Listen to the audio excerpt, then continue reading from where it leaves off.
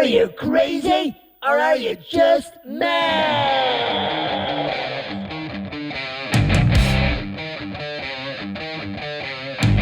Hello.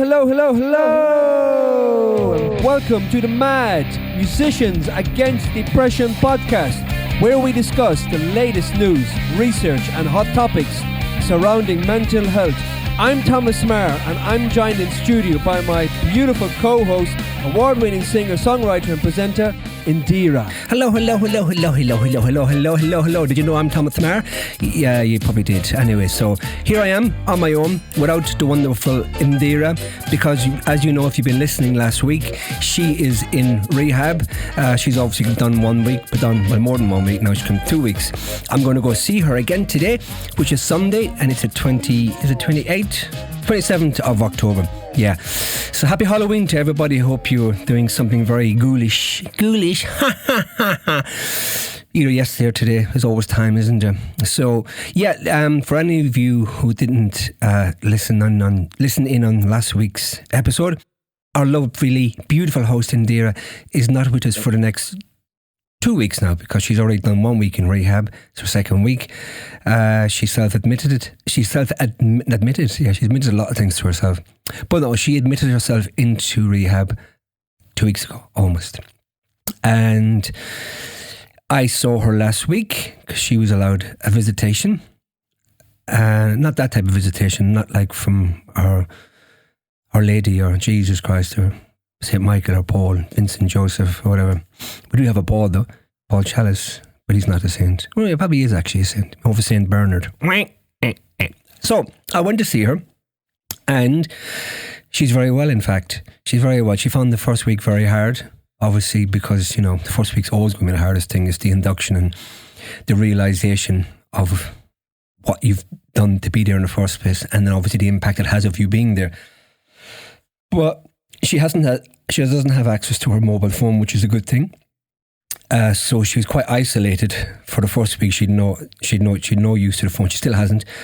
But then beyond the first week, she was allowed to make a call in the evening to everybody. It's a bit like prison, isn't it? Get association time. So she was able to speak to us, and that obviously helped her morale, boost her mood a lot, and she's coping a lot better now.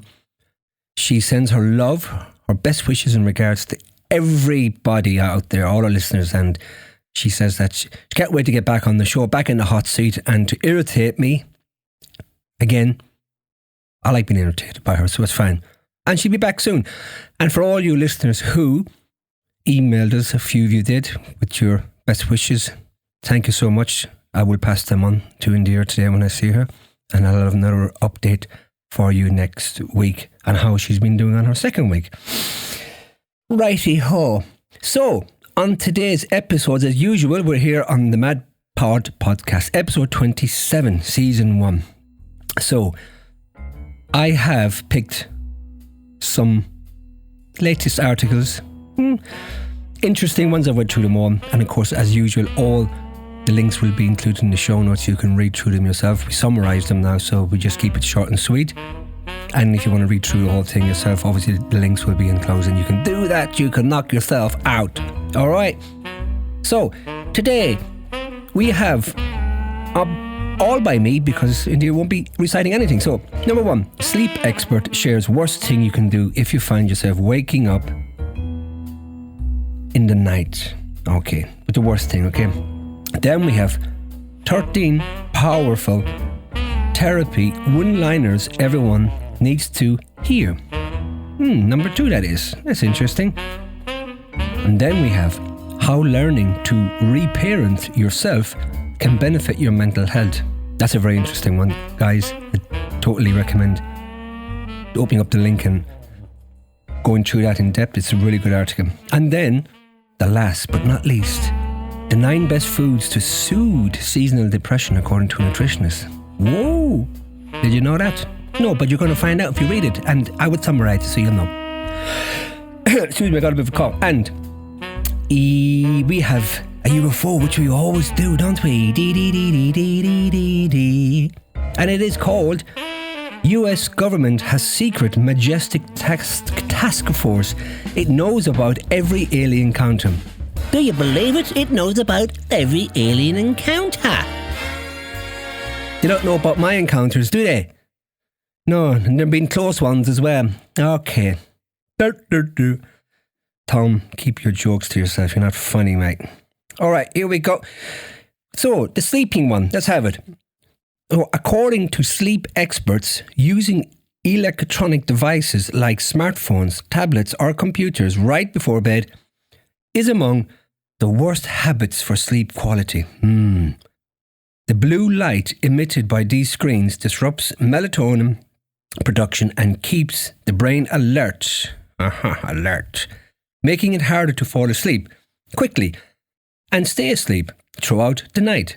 Experts recommend stopping screen use at least 30 minutes to an hour before bed and instead engaging in instead engaging in relaxing activities like reading a physical book or practicing meditation. Not kung fu, okay? You don't do that at night. So creating a consistent bedtime routine without screens helps signal to the body that it's time to wind down, promoting better sleep quality and duration.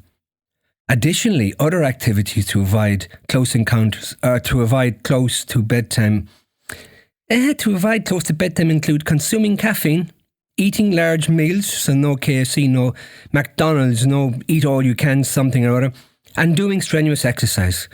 Yes, folks, you don't want to be doing strenuous exercise just before you go to bed, okay? All strenuous exercise now, as each can heighten alertness or discomfort. Instead, experts suggest light stretching or mindfulness exercise as better alternatives to help ease into restful sleep. Ooh, that's an interesting one, isn't it? Yeah. Okay, so the next article is 13 powerful therapy one-liners everyone needs to hear. Okay, here we go. The article from Upworthy compiles therapeutic quotes that resonate with universal challenges, addressing self-acceptance, resilience, emotional health, personal boundaries. Emotional health and personal boundaries. These concise insights offer wisdom for common life struggles, encouraging readers to embrace imperfections, prioritize self-care, and cultivate meaningful relationships. The quotes serve as reminders to seek balance, foster growth, and practice self-compassion, making therapy wisdom accessible and relatable. Very good. Very good. And again, if you want to read through all that, the full article will be enclosed. The link will be enclosed in the show notes. Go and knock yourself out. And our third one today. People always ask me, say, Tom, you're Irish, say third. Yeah, from Tipperary, third. Mountain times I get asked that. So it's the third article. Here we go. And it's how learning to reparent yourself can benefit your mental health. Or there you have it. Right. Reparenting is a therapeutic process where individuals learn to fulfill unmet needs from childhood by adopting a nurturing, self-compassionate approach to their own emotions and behaviours. The article outlines 4 types of reparenting, including controversial methods like total and time-limited regression, as well as more accessible approaches like spot reparenting and self-reparenting. Self-reparenting involves techniques like emotional validation, journaling, and reconnecting with childhood interests, all aimed at building self-trust and emotional resilience. There you go, short and sweet, isn't it? So read the full article, which the link is enclosed in the show notes, and have some of that. And fourth and not final article, which I'm going to do today, but based on mental health, it is the last one. So what is it? It is the 9 best foods to soothe seasonal depression according to a nutritionist. All right, let's have it. This article discusses 9 foods that may help combat seasonal affective disorder, SAD. Key recommendations include oily fish, rich in omega-3 fatty acids, beneficial for brain function. Vitamin D sources include sunlight exposure and foods like fatty fish, whole foods, emphasizing fruits and vegetables can enhance mood. Warming spices, incorporating spices like ginger and cinnamon aids digestion. Minimize stimulants, reducing sugar, caffeine and alcohol can stabilize mood. The caffeine is always popping up, isn't it? It's a right one, that one. We know sugar is bad for us, so we try to minimise that too. But then artificial sweeteners aren't a whole lot better, are they? No, you might as well just cut them all out. So that's the articles. All those links will be enclosed in the show notes, so you can read them and wait, baby. So we have our US government has secret majestic task force. It knows about every alien encounter. Imagine that. It knows about every alien encounter. Doesn't know about yours. Doesn't know about mine. You see? So that's a lie, isn't it? Straight away it's a lie. So let's read the lies. Let's read them. Let's have a look. Here we go. US government has secret majestic task force. It knows about every alien encounter. Danny Sheena's claim dates back to the time of President Harry Truman, who served from 1945 to 1953, who set up a group deep inside the state's national security infrastructure. The United States government has a secret majestic task force, an alien-loving lawyer has claimed. Danny Sheehan has been involved in bringing UFO whistleblowers to the United States Congress in recent years. He's been helping to provide explosive evidence of alleged government cover-ups regarding real encounters with extraterrestrial beings. Funny, I'm reading this article and the face of Putin has just popped up. Interesting that, isn't it? And after making a series of bombshell claims regarding the potential locations of two bases with hundreds of UFOs seen going in and out of it, and that aliens are stealing human eggs and sperm, he has now returned with another one. He's back, folks. This one, he claims, dates back to the time of President Harry Truman, who served from 1945 to 1953. Sheehan claimed during a talk at Yale University on behalf of the New Paradigm Institute, "We know that there was a group set up deep inside the state's national security infrastructure. It was set up in July of 1945 and is called the Majestic Group. There are 12 people on this, and it's outside of all the constitutional framework and is set up independently from oversight by Congress.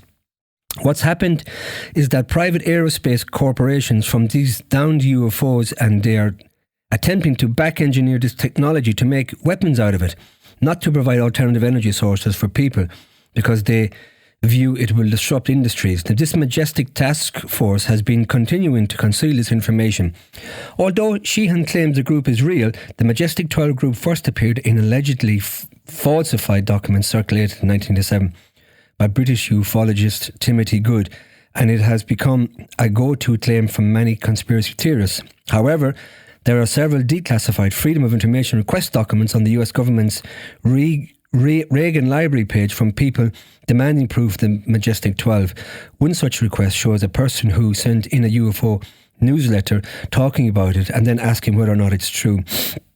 But the response from the Deputy Counsel to the President, J. Stevens, who said, "As I explained in my letter to you dated November 23, 1987, the White House, as an entity whose whose sole function is to advise and assist the President, is not an agency subject to the Freedom of Information Act. Accordingly, we respectfully decline to comply with your request. Moreover, the White House is not in a position to authenticate upon private request documents which purport to be governmental records.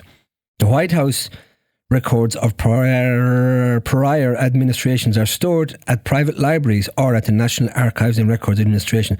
Other departments and agencies of the government are responsible for the storage of their own historical documents. I suggest that you contact those repositories if you wish to pursue your inquiry." And then they basically told them to do one. So that's it. That is our alien UFO one. Wasn't great, was it? But that's the Daily Mail, so they're never great. You don't really need to read the full article because I just read it out for you. Isn't that nice? I'm good like that. All right, folks.